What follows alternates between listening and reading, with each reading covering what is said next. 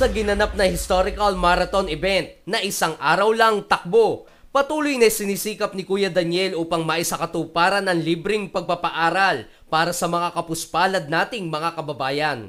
Malaking magagawa din ito para dun sa ating proyekto na libreng kolehiyo dahil sa as of now ay nandun na tayo sa pagtatapos ng stage ng first phase na ginagawa nating building. Ito ay target natin na ma-inaugurate siya ng end of April.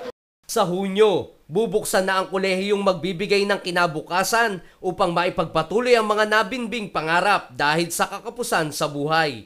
Ngunit ang kaibahan sa ibang mga libreng pag-aaral, provided ni Kuya ang lahat ng mga pangangailangan mula sa pasilidad, uniform, libro at notebooks at maging ang pagkain ay libre pa rin. So we're hoping na ito ay makaka-augment ng malaki doon sa pangangailangan din natin para doon sa mga scholars natin.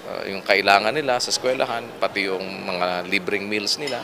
So it would help a lot. Sa kabila ng hindi matatawarang pagpupursiging ginagawa ni Kuya Daniel, may isang brother Eli Soriano na kanyang naging inspirasyon na minsay nagsabi ding study now and pay nothing at all.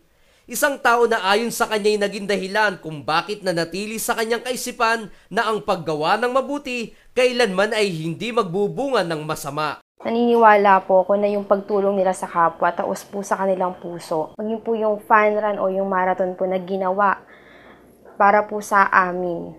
Salamat po sa Diyos sa lahat po ng mga public service na ginagawa ni Kuya Daniel. At sa matagumpay na marathon, mahigit sa 50,000 tao ang tumakbo para makarating sa finish line ng pag-aaral ng madami nating mga kababayan.